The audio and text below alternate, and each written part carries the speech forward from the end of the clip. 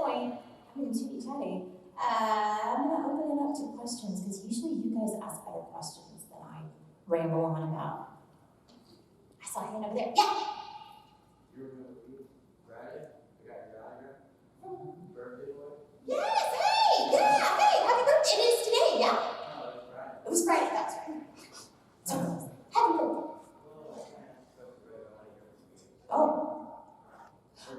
Mike, here you go. Hello. Hello. So the story of how I became a voice actor, my friend told me. We would just do skits. This is the. I was like, dude, you should be a voice actor. This was at a restaurant. I was like, what? Never thought of it. Never thought of it. I was like trying to be a zoologist. So after that, I've been doing it. So I've been doing stuff at home, like watching anime all the time. That's awesome. I talk over the anime, like especially Dragon Ball Z. Like this when I'm watching it, I just do like Kamehameha sometimes and all that crap. So I just need to start recording, and I need a little guidance. So I've kind of been doing it. What should I do now? Do you have a setup at home? The phone I can record on, but other than that, I will tell you, and I know a lot of people go, oh no, professional setup, that's going to be outrageously expensive. Yeah. It's really not. If you're going to do auditions from home, you can get a moderately priced gear that's not bad. Now, if you're going to record from home, that gets a little more expensive, but if you're just trying to do good stuff for auditions, for small projects, for indie projects, that kind of stuff, yeah. Actually, the microphone that I use was suggested to me by a engineer at Funimation. It's the Rode NT1A. Yeah, it's awesome because I have a lot of sibilance. You guys hear that sound? That's just natural in my voice.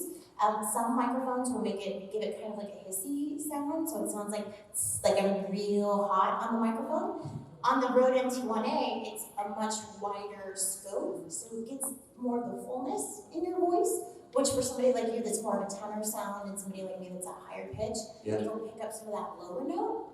And you can get a bundle that has like the stand, the microphone, the little thing that goes behind it, I think for like $200.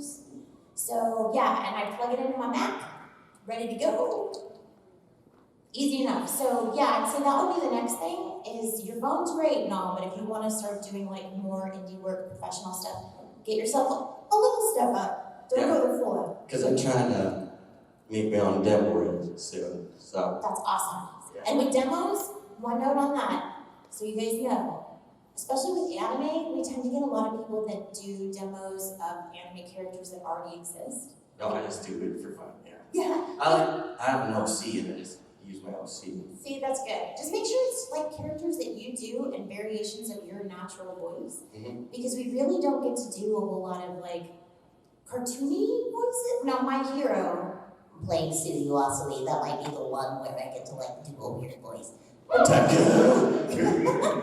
make sure like when you guys do demos, just make sure that you don't have any like Mickey Mouse or Gollum or Meatwad, because those are characters that already exist in the world, right? They don't need voices, so make sure you pick different stuff. Thank you. No worries, thank you, man. Question.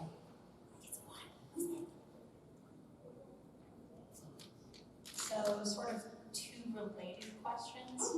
One, how do you go about finding more voices to do? Because like I've done some stuff on like DMing for D&D and things like that, but I'm not entirely sure how to go beyond my default voice significantly. And then the related question of like how do you pick stuff to put in a demo reel? Good. Those are good questions. Wow, you guys are making me think on a Sunday. It's okay. Okay, so first of all, about the different voices. I was lucky enough to take a theater class in college where the lady who taught, it was a voice for the actor, but she had a style of teaching that just stuck with me and has helped me to this day. I use what is called placement. So as you can hear now, my voice is just naturally very nasal. That's just how it sounds like it's coming right out of here. But I can make it even more nasal. So all of a sudden it sounds like I'm talking like right out of like this area right here, and you hear how all of a sudden that's a different voice, right? But then if I give it like just a little bit of a lisp, this is Kyoko from Full Metal Panic. Hey, Sosuke, how you doing? go the opposite way. So I've got my natural voice. I can do more of a breathy voice, so it's kind of still in that nasal area, but it's more breathy quality. Or I can take it into my throat, and all of a sudden you hear how this is a totally different sound. Like all of that nasality is gone, and it sounds like everything is kind of coming from this area. So then from here, you can do this is where Bulma lives. So, Vegeta, what the hell are you doing? Where's Trunks? This is where Bulma lives. So, and then you can kind of like, where Bulma lives, it's a little weird, isn't it? She lives in my throat. But she's in this area, and then there are other characters that I have that are in that area, but they're slightly different. So like if anybody has seen Garo the animation, there's a character named Emma Guzman. And Emma's in this area too, but she has just the slightest accent, and everything is just a little fuller. She's kind of like Colonel Light. You know what I mean? If the Colonel was like 20 years younger, that's Emma. So then you have the chest voice. And the chest voice should sound like everything is kind of resonating from this area. You don't want to hurt yourself, so don't push too hard. But that's usually like, if anybody has seen Alma in Radiant, she's got kind of that vibe to her. Mereoleona Vermilion of Black Clover. Only everything is Mereoleona Vermilion of Black Clover. She yells everything, which has been great for me lately. It just gets everything out. Yeah, so you find different places, and then what you do is you mix all that together. And then you take speech patterns. Maybe your person talks very quickly.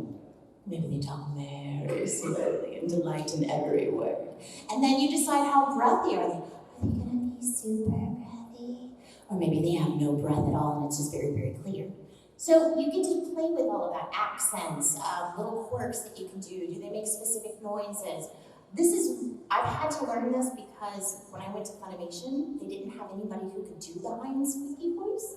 So for like 5 years, all I did was play this character! I'm sure you guys remember the years on Toonami where it was like Monica's Ringo in Casher and Sins, and then Monica's Mei Chang in Full Metal Alchemist Brotherhood, and then Monica's Shiro in Dead Man Wonderland. And everybody's like, Monica, shut up. And I felt bad because they were all in succession. I was like, well, at least Tsubaki is a little. But yeah, when you play a lot of like little girls like that, I had to find ways to differentiate each one so that each one's a character. So you build what's called the actor's tool belt. And that's all of your different placements. And then also any accents you can do, any kind of weird, you can do a lateral lisp, if you can, change your placement in your mouth even. Those are all things that you can build characters on from there. So the main thing is to play. I had a lot of time very early on in my career driving from Houston to Dallas. It's a nice 4.5-hour drive. Just sit in my car and make funny voices.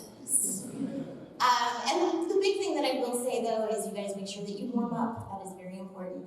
Make sure you never push yourself too hard in either direction or with yelling because you can't do major damage. And that was not good for a voice actor. And then your other question was, demo reels. So demo reels are going to depend on what you're going out for, of course. So like for instance, I have a commercial demo reel. I have a narration demo reel. I have an anime reel. I have an animation reel. I have a character reel, and then I have a video game reel. Sounds like overkill. But it's really not, because you have to assume that most of your clients that are coming to listen to your demo are not going to understand the differences between these things. They're going to go, I am casting a commercial. Where is the commercial button? So if you only have a character demo, they're not going to listen to you because you didn't have the commercial demo. Now, you can reuse some of those things. Just don't tell them that you did that. That's our secret. But what you want to do is for like a character demo, you want to find voices. You want to start off with a voice that's very similar to your own natural speaking voice so that they know where you're starting off from. Because a lot of people neglect to do that, and then they do all this cool range and all this stuff, but they don't know you. They don't know where you started out. So for me, it's the coolest thing for me to be like, I'm going to start off with this like character that's kind of in my natural range.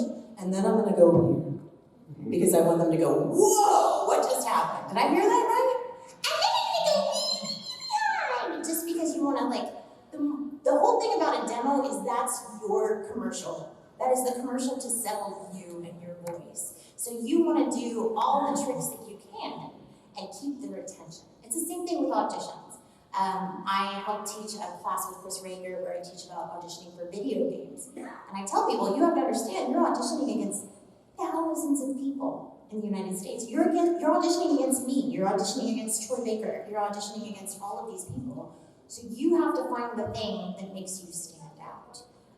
Even if they say, we want a woman that's sexy and sounds like Scarlett Johansson, and you decide to maybe do this voice instead and make it Jennifer Tilly or something cute. They don't know what they want, and you could very well end up with that gig. So the demo is the very same thing. Just make sure that with your commercial stuff, it stays in that commercial range. Character can be anything. It can be commercials, it can be from anime, movies, whatever. Anime, video games, all that stuff. You can combine your animation, your video games, and your anime. I suggest usually with the anime and the animation to keep them separate because they are considered two totally separate things, even though they shouldn't be. So weird. But yeah, and definitely make sure you don't use any voices that already exist. Unless you're doing an impression of Gollum and it sounds nothing like Gollum, but it's this other cool voice, then yeah, go for that. But a lot of people make that mistake where they'll send in a demo, especially to Funimation, and it's just Meatwad, Gollum, Mickey Mouse, and it's like, well, those are great impressions, but we don't need Gollum, Mickey Mouse. But yeah, great question. Who's next? Okay, so out of curiosity, what kind of direction did you get for Sienna, and can you share anything about her at all? The direction that I got from Sienna was just a lot of, she's powerful, she's in control, she's strong. And what had happened came so, I don't want to spoil it, I'm sure that everybody here has probably seen it, but just in case.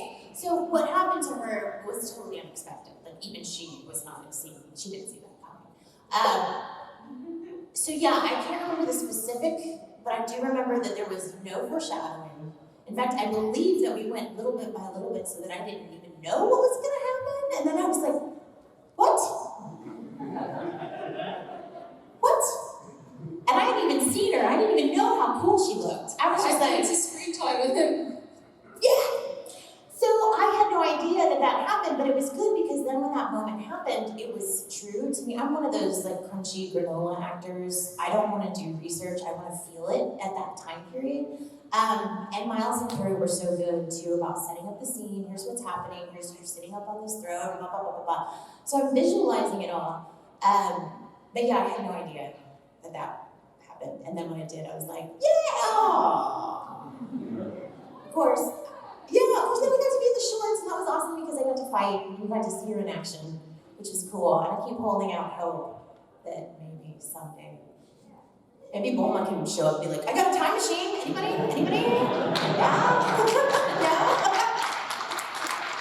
No? But yeah, I would love to voice more Sienna because she is freaking rad. And then when I saw her in that character design, I'm like, but no!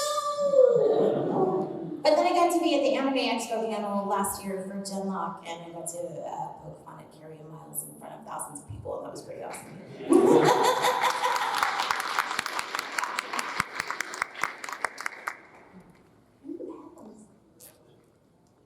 Hi.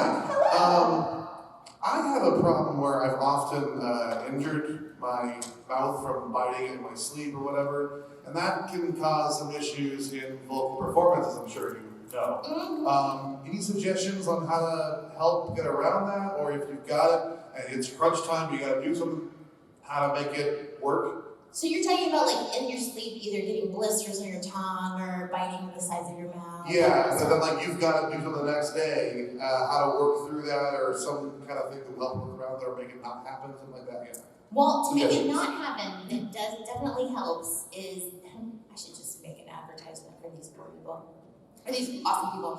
There's a company called, I think it's Dr. Plackers, Plackers, and they make night guards, but I hate dental night guards because usually it's like a giant thing that covers your entire teeth, and I feel like I don't want a place for bacteria to go hide and like do awful things to my teeth, but these are open, So basically, it's two little flat pieces of plastic on either side, and they're connected with a soft piece of plastic. And so you just kind of put it in and clench down on it, because if you're like me, you're probably biting because you're clenching your teeth in the middle of the night. So this will keep you from clenching your teeth, and then also it'll keep you from like biting on stuff because there's already something there, so you can't clamp down all the way. So I know a lot of people use those. As far as if you already have like a sore, I mean, I know that I've bitten my tongue in the studio, and the next day I've got something like right on the tip of your tongue, the worst. I tend to use honey. So honey is a very natural antibiotic, has antimicrobial magic in it or whatever. It also tastes awesome.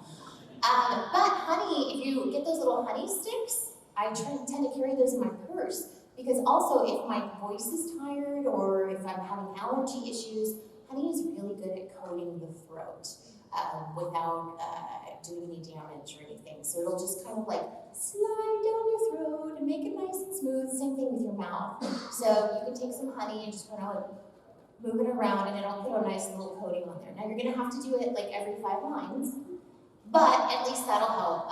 Stay away from like, a lot of people want to go to Orajel or anything that like deadens it. But the problem with like Orajel or chloroseptic or any of those things is that they are causing everything to be numb. So if you do more damage, you can't feel it. And I've had some friends really do some serious damage to their throat because they didn't realize chloroseptic made them completely numb. So stick to the more natural stuff in that regards. There's this other stuff that we use, and we call it, I forget, they've got so many different names for it, Funimation. But it's called, bear with me, Nim Jongpei Pakwa. It's on Amazon. It's awesome. It tastes like poop. But it is this loquat syrup that apparently in a lot of Asian cultures they use for asthma. But it's got just the tiniest bit of mentholatum that it does not numb anything. But if you've got a sore throat and you drink some of that stuff, oh my word, it tastes like hell. It feels like heaven. It is so awesome. And it does the same thing. It coats the throat really well. It's real nice and thick. It is disgusting, and don't ever get it on your clothes. I've done that. I've also spilled it in a purse. Just threw the whole thing away. I was like, but that stuff is fantastic. So if you guys want, remind me later and I'll tweet the name of it or the Amazon thing so you guys can see what it is. But they even make little hard candies and stuff of it too. So it's nice when you're in the booth, you can just kind of suck on that and take it out. Blah, blah, blah, blah, blah. But yeah, those are the things. Who else? Oh.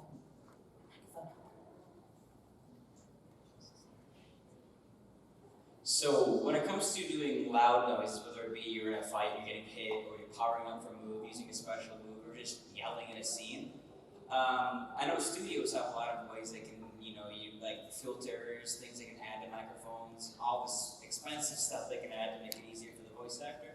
But if you've got like a Yeti microphone at home and that's all you've got, what's a good way to record authentic sounding loud noises without having to be across the entire room and having an echo and stuff like that? Good question. Now I'm no audio expert, but I will tell you that back in the day when I had like just my phone or whatever, what I would do is there's a recording program that I use called Twisted Wave. I'm sure they have it on Android, but it's been on Apple forever. And what Twisted Wave will allow you to do is record at a much lower volume and then amplify it later. So what I would do is I would record all of the talking at natural voice, and then as soon as I knew I was going to scream, I would turn it like way down. It's called turning the gain down. I'd turn the gain down and then scream, and then later on I'd be able to, in post, take that and go, okay, I'm gonna amplify it a little bit so that it sounds like it's about the same level as the rest, or maybe a little louder, but it's not gonna blow out anybody's speakers. It also allows you to cut that little bit and move it wherever you want. So just look for some kind of editing software that you can use on your phone or on your computer.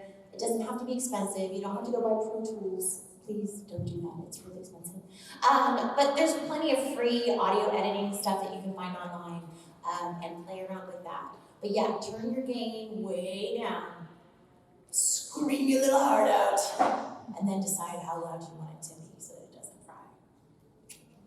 That would be my suggestion. You else? She's she's like a ninja.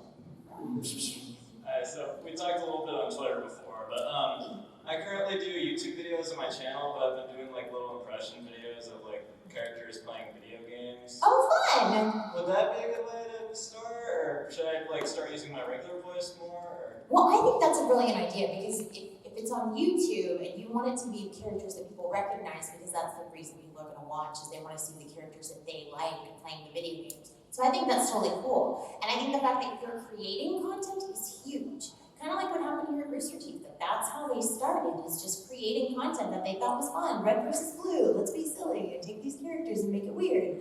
So I encourage any of you that have the ability to create, definitely create, because you can't wait for the right thing to come along for you.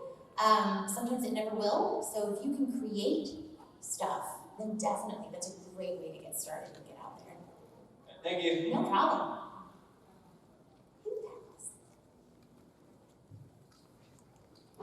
Hey, Hi. so I'm probably one of in the minority of people who actually like doing narrations, like reading books aloud to people.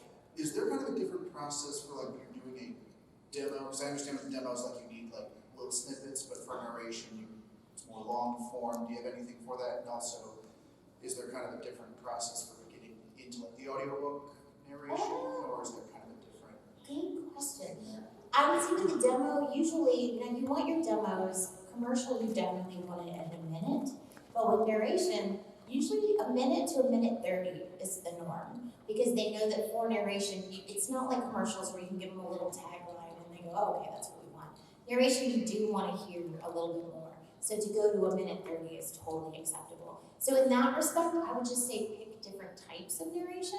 So find one that's from a fantasy novel. Find one that's from a do-it-yourself home improvement book. Find one that's from like a wildlife documentary, just so you can set the mood with your voice and they can hear how you affect those worlds and create those worlds with your voice. And what was the second half of your question? ADHD. How to get into it.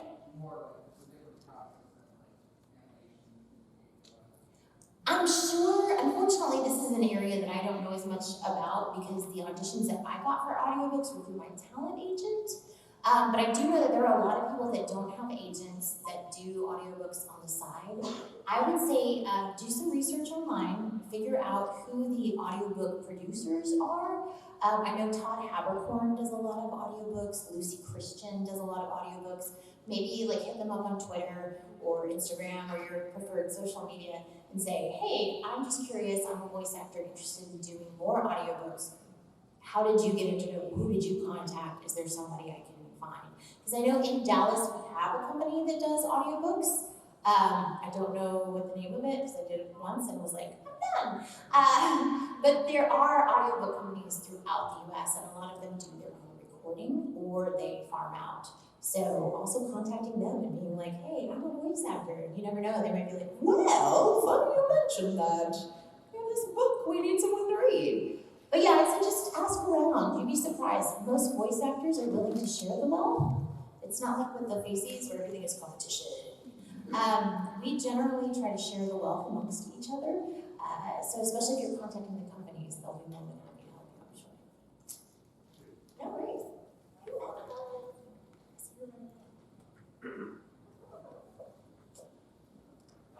So how does recording for actually the person earlier asked about recording for streaming? How about recording for stuff like efforts or sound effects or characters? Like how does the recording process for that go? Like if they are doing efforts or Like fighting excerpts and all that kind of fighting stuff. excerpts, or if they have like I guess sort of like dialogue work where they like follow it up with some sort of sound like Right, yeah, those are always the hardest ones. Well, with the reactions and stuff, like if you're recording at home, those can get kind of loud. So I follow the same thing with the screaming. Like turn down your gain, make some really loud reaction noises, and then turn them up. And maybe give some smaller ones too. It's going to depend on whether it's animation or video games, because in animation, you get excerpts, but unless you're doing Dragon Ball, they're all usually like, Dragon Ball, you get the, like all the crazy stuff. So unless you're on a shoot for Dragon Ball, then usually your reactions or stuff are going to be pretty small. Now there are, of course, times that you will have to like do bigger ones, and like I said, turn back up. With the people that have lines that maybe have like a quirk where they say, oh, I know in anime a lot, there'll be a little girl that's cute, and she might say, Anna, at the end of every line or whatever. Those are really hard because that little thing that's happening at the end of the line needs to sound like a quirk and not part of the line, if that makes sense. And not my hero quirk, like just a weird thing that people do. I should specify that that's a new thing now. So basically what a lot of people do when they have a character like that either mumbles or has a little thing that they say at the end of every line, is we'll say the line and then that's just kind of what we call a throwaway. So at the end, like if I'm talking, let's say at the end of every line, my character's super cute and she says, at the end of every line. Then I'd be like, oh, I really love water, oh, I want to go over to the sea, Like I will still keep it into the character, like however I'm reading the line, you still want it to be in that same, like if I say, I want to go to the park, it's ridiculous, right? They're going to pay more attention to the ana than the I want to go to the park. So as long as the stress and the intent and the subtext is in that first part, then on the end you just go, like just take it on to the end and hope it doesn't sound nearly as awkward as it does in your head. That's a good note for you guys. Like, no matter what, you're always going to feel awkward. Thank you. You're always going to feel awkward. You're always going to feel like you look like an idiot. Embrace it. Be silly. I always tell people, embrace your weird. Because especially in the booths, you're going to have to do some crazy, crazy shit, y'all, to get those sounds to come out. You cannot be afraid to be like, I am making this weird voice. Because you never know.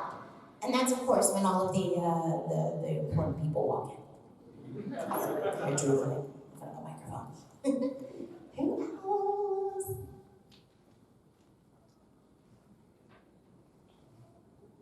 Y'all are so quiet.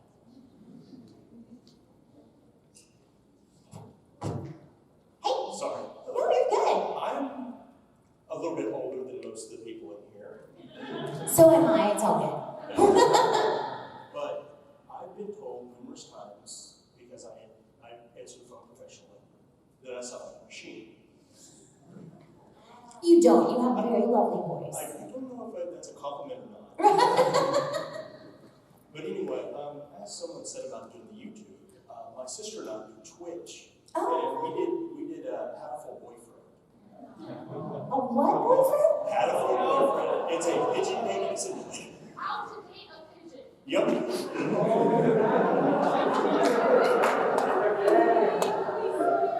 And now I've thrown it off. How to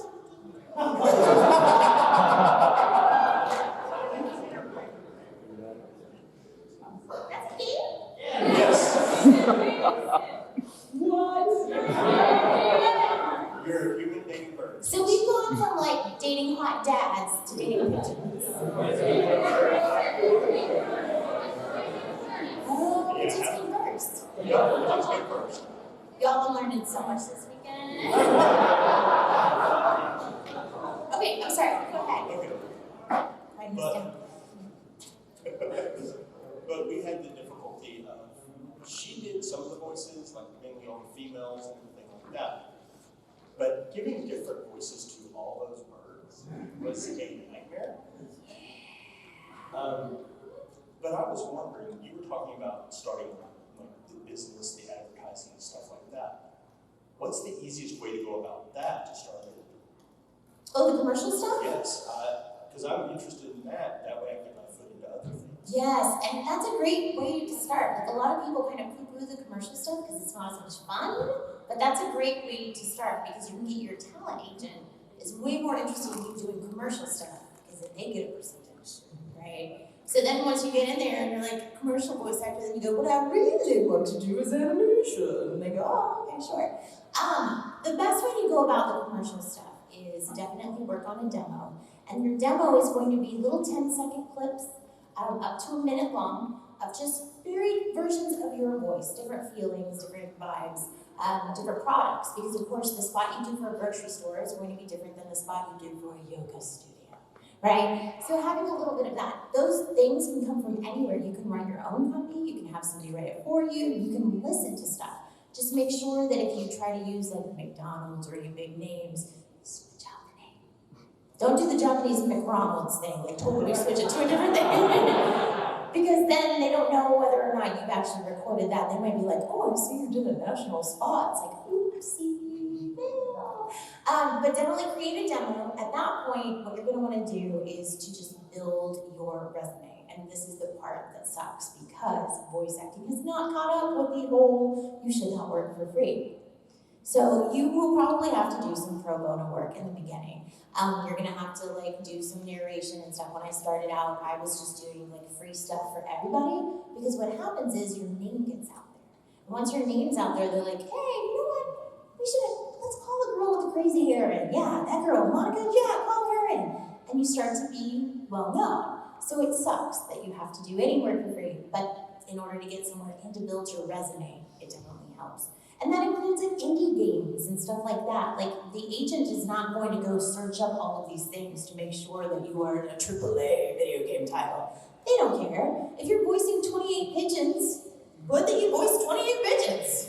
That's impressive, you know? And then from there, building your resume and stuff, and then finally finding a talent agent. And when I tell people about finding talent agents, I always tell them to go to the Screen Actors Guild website because they will tell you about accredited talent agencies in your town. You don't want to just go, you hear those commercials about, have you ever wanted to be the next Disney star? Don't do that. They're all a scam. So definitely make sure you check the Screen Actors Guild website and contact one of those places. Also, if you're an aspiring voice actor and you want to take classes, but you're not necessarily ready for an agent or don't want to do that yet, you can contact these agents and say, hey, I'm not ready to do this professionally, but I would like to take classes that come in, and they'll put you on a mailing list and send you information whenever stuff comes through. And I think we're out of time, but just to let you guys know, I brought these cute little bitty cards that have, one has Colonel Marin and one has Sienna Khan, and I signed all of them for you guys. So if you want, is there somebody in here right after us? Does anybody know? Yes. So I'll head out into the lobby or out into this area right there so we can cause a huge traffic jam out there. And if you guys want pictures or anything, I'll be passing those guys out. So just let me know if you want Sienna or Colonel. And you guys are awesome. And thank you so much for making my first RTX rad.